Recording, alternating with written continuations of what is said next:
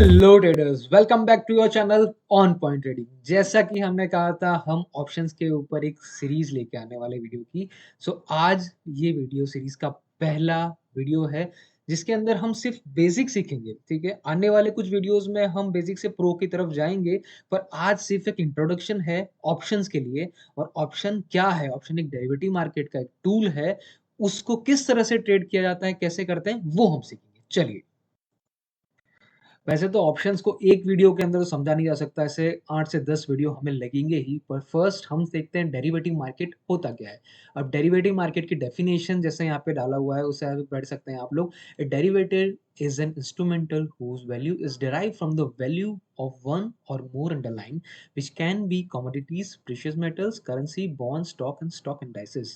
Derivative चार प्रकार के होते हैं डेरिवेटिव मार्केट में: forwards, future, option and swap. हम फ्यूचर्स ऑप्शंस के बारे में यहाँ पे सीखेंगे।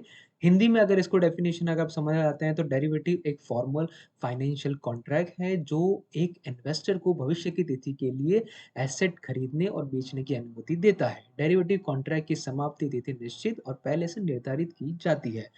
इन शॉर्ट सिंपल में डेरिवेटिव मार्केट को हिंदी के अंदर वायदा बाजार कहते हैं। वायदा बाजार मतलब कि आपने किसी चीज के लिए वादा किया है और वादा आपको एक समय की निर्धारित वो वादा आपको पूरा करना होता है। एक कॉन्ट्रैक्ट बनता है, उस कॉन्ट्रैक्ट में आपको वो कॉन्ट्रैक्ट में बताई गई समय तिथि के हिसाब से वो कॉन्ट्रैक्ट में जो लिखा है जिसका भी होगा वो आप कंप्लीट करेंगे।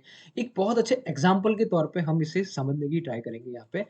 जैसे कि मैं अगर आपको बताता हूँ कि टमाटर, ठीक है, आज टमाटर की अगर प्राइस, करंट प्राइस अगर 100 रुपए है, ठीक है, पर मुझे ऐसा लगता है कि शायद ना टमाटर की प्राइस 2 महीने बाद 140 150 160 हो जाएगी। ठीक है, और मुझे टमाटर आज तो मैं खरीद नहीं सकता इतने सारे, मुझे तो 2 महीने बाद बढ़ा, तो मैं क्या करता हूँ, वायदा बाजार डेरिवेटिव मार्केट से कॉन्ट्रैक्ट बनाता हूँ। कॉन्ट्रैक्ट क्या होता है?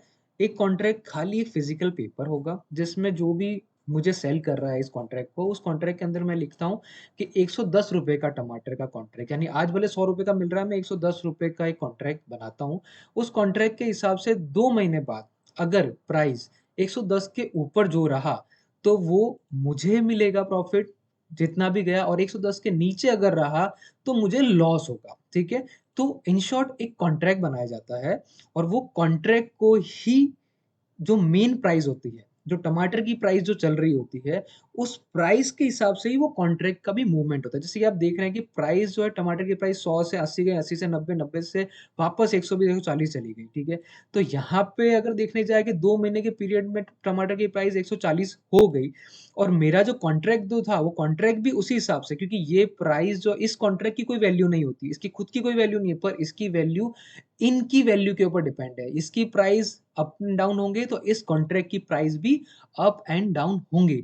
और उसके बाद में आप देख सकते हैं कि टाइम पीरियड, अब टाइम पीरियड 2 महीने का था, 2 महीने के टाइम पीरियड के अंदर वो प्राइस एक 140 रुपीज पे अगर क्लोज होता है, तो मैंने जो है ये कॉन्ट्रैक्ट 110 में परचेज किया था 2 महीने पहले। ठीक है, और यहाँ पे 140 अगर 2 महीने के बाद अगर वो एंड होता है तो मुझे 30 रुपीज का इस पे प्रॉफिट हो रहा है। ठीक है, तो यहाँ पे हमने क्या देखा, यहाँ पे हमने ये देखा कि इसकी जो वैल्यू है, इस कॉन्ट्रैक्ट की वैल्यू जो है, इसकी वैल्यू जो है मेन वैल्यू, ये जो कमोडिटी थी, ये जो एसेट क्लास था, टमाटर की वैल्यू उसके ऊपर डिपेंड थी। ये जैसे टमाटर का वैल्यू ऊपर नीचे हो रहा था वैसे मेरा कॉन्ट्रैक्ट भी ऊपर नीचे होता है, यानी इसकी खुद की कोई वैल्यू नहीं थी, इसकी वैल्यू इसके ऊपर डिपेंड थी। इसका एक कॉन्ट्रैक्ट बनाया जाता है और एक टाइम पीरियड के हिसाब से हम एक वादा करते हैं और वो वादा हम लोग पूरा करते हैं। ये एक डेरिवेटिव मार्केट का शॉर्ट फॉर्म आप समझ सकते हैं उस तरह से। ठीक है, अब हम ऑप्शंस को समझेंगे, इसमें ऑप्शंस किस तरह से काम करते हैं। अ, अब ऑप्शंस के बारे में अगर हम पता चले कि ऑप्शंस भी डेरिवेटिव का एक पार्ट है। ठीक है, अब ऑप्शंस का डेफिनेशन क्या होता है, ऑप्शंस क्या होते हैं, तो ऑप्शंस को अगर देखने जाए डेफिनेशन के हिसाब से, option is an agreement that allow trading between two parties, buyer and seller, to the instrument ETF, index fund, fix cost, specific period. ठीक है, हिंदी में पढ़ा जाए तो ऑप्शन ट्रेडिंग एक प्रकार से एक ऐसा अनुबंध या कहे कॉन्ट्रैक्ट जो कि खरीदार और विक्रेता के बीच होता है। इसमें खरीदार को कुछ प्रीमियम का भुगतान करके एक निश्चित तिथि किसी स्टाइल के हिसाब से स्ट्राइक प्राइस पर प्रतिभूतियों को खरीदने बेच सकते हैं। ठीक है, ये एक सिंपल सा वर्ड है कि ऑप्शंस के अंदर एक बायर और एक सेलर, एक ऑप्शंस का जो एक कॉन्ट्रैक्ट होता है, उस कॉन्ट्रैक्ट में एक स्ट्राइक प्राइस पे एक प्रीमियम जो होता है उसका एक रेट होता है, प्राइस है, कॉन्ट्रैक्ट का कोई तो प्राइस होगा। इस प्राइस को एक बायर और सेलर के बीच में बनाए गए कॉन्ट्रैक्ट को ही ऑप्शंस किया जाता है और वो स्ट्राइक प्राइस के ऊपर भी डिपेंड करता है। चलिए आगे मैं आपको थोड़ा बताऊंगा कि इसमें डिटेलिंग कैसे करें। ऑप्शंस के अंदर दो बायर और सेलर होते हैं और इसमें आप देखते हैं तो ऑप्शंस दो तरह से होते हैं, call option and put option. ठीक है, अब कॉल ऑप्शन और पुट ऑप्शन के अंदर भी आप ये समझिए कि ऑप्शन बायर का भी एक अलग रोल होता है और ऑप्शन सेलर का भी अलग होता है। ठीक है, इन दोनों के व्यू बहुत अलग होते हैं। ऑप्शन बायर के हिसाब से अगर आपको बताऊं कि अगर एक कॉल बाय किया जाता है, अगर ऑप्शन बायर एक कॉल बाय करता है, कॉल बाय करता है मतलब ये सोच रहा है कि मार्केट में पॉजिटिव मूव आ रहा है, अप मूव आएगा, वो ये सोचता है फ्यूचर में, इसलिए वो कॉल बाय करता है। ठीक है, उसका व्यू पॉजिटिव रहता है इसलिए वो ऑप्शन को बाय करता है। वहीं ऑप्शन को सेल करने वाला यानी ऑप्शन सेलर कॉल को अगर कॉल सेल कर रहा है तो उसका व्यू ऑपोजिट होता है ऑप्शन बायर से। वो ये सोचता है कि मार्केट जो है वो डाउन जाएगा या न्यूट्रल रहेगा। ठीक है, वहीं सेम चीज अगर पुट में देखें तो पुट बायर ये सोचता है कि मार्केट डाउन जाएगा, नेगेटिव मूवमेंट होगा और नीचे की तरफ जाएगा, इसलिए ऑप्शन बायर में पुट बायर जो है वो ये माइंडसेट के हिसाब से चलता है। वहीं ऑप्शन सेलर जो है वो पुट को अगर बेचता है बायर को तो ऑप्शन सेलर का जो माइंड होता है वो होता है कि मार्केट पॉजिटिव मूव करेगा या तो फिर न्यूट्रल रहेगा। ठीक है, तो आप ये देख सकते हैं कि दोनों बायर और सेलर का पॉइंट ऑफ व्यू काफी डिफरेंट है एक दूसरे से। यहाँ एक का विन होता है, एक का लॉस होता है। ठीक है, पर यही चीज है कि हमें ऑप्शंस को थोड़ा और क्रिटिकल करते हैं। आपको शायद यहाँ समझ में ना आए पर आने वाले वीडियोस में जब हम बहुत अच्छे से स्ट्रेटेजीज बनाएंगे तब आपको बहुत अच्छे से समझ में आएगा कि ऑप्शन सेलर से ऑप्शन बायर का किस तरह से रोल होता है यहाँ पे। अब ऑप्शन जो है, ऑप्शन के अंदर जो कॉन्ट्रैक्ट बनता है, इस कॉन्ट्रैक्ट की भी तो कुछ कॉस्टिंग या कुछ तो प्राइसिंग होगी। इस प्राइसिंग को कहते हैं ऑप्शन प्रीमियम। ठीक है, इस प्रीमियम के अंदर अगर आपको पता रहे कि ऑप्शन बायर जो है वो ऑप्शन कॉन्ट्रैक्ट खरीदता है किससे, सेलर से। जब वो सेलर से ये कॉन्ट्रैक्ट खरीदता है, ठीक है, तो वो कुछ प्रीमियम कुछ कॉस्टिंग जो है, पैसा जो है वो सेलर को देता है।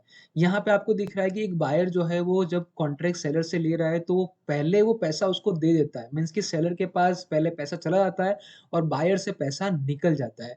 एक लिमिटेड टाइम पीरियड के लिए ये लोग एक कॉन्ट्रैक्ट साइन करते हैं, इसका मतलब 1 महीने के लिए होगा या तो फिर 2 महीने के लिए होगा या वीकली भी हो सकता है। ठीक है, जिसमें दोनों का एक ये होता है, एक दूसरे से वादा करते हैं, ये वायदा बाजार जैसे कि अपन बताया कि इस टाइम तक अगर प्राइस इससे ऊपर रहा तो पैसा मुझे मिलेगा और अगर प्राइस यहाँ से नीचे रहा तो पैसा सेलर को मिलेगा, यानी दोनों में से कोई एक का लॉस और कोई एक का प्रॉफिट होता है इसके अंदर। ठीक है, आगे वीडियो में यही हम लोग देखेंगे कि कौन ज्यादा इंपॉर्टेंस रखता है।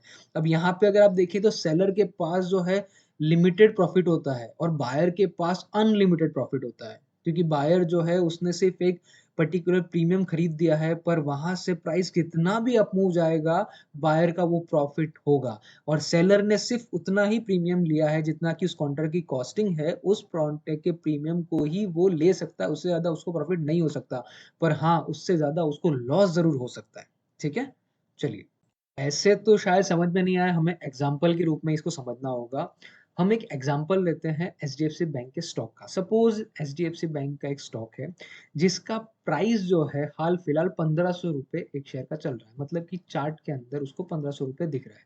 हम एक कॉन्ट्रैक्ट बनाते हैं, ऑप्शन का कॉन्ट्रैक्ट लेते हैं। ठीक है, और कॉन्ट्रैक्ट कौन से महीने का लेते हैं, अगस्त मंथ का हम लोग लेते हैं, मतलब कि अगस्त मंथ की शुरुआत पे कॉन्ट्रैक्ट बनाता है बायर और सेलर के बीच में। ठीक है, अब इस कॉन्ट्रैक्ट में आप देख रहे हैं कि एच डी एफ सी अगस्त 1500 का कॉल, अब कॉल जो है वो बायर ने कॉल खरीदा है, सेलर कॉल बेचेगा। ठीक है, अब इसकी कोई वैल्यू होगी, जो इसकी प्राइसिंग कुछ होगी, इसका प्रीमियम हमने 50 पॉइंट्स रखा है। ठीक है, अब ये 50 पॉइंट्स जो है बायर जो है वो सेलर को देगा शुरुआत में, यानी मंथ के स्टार्टिंग में बायर जो है सेलर को 50 रुपीज को दे के एक कॉन्ट्रैक्ट ले लेता है।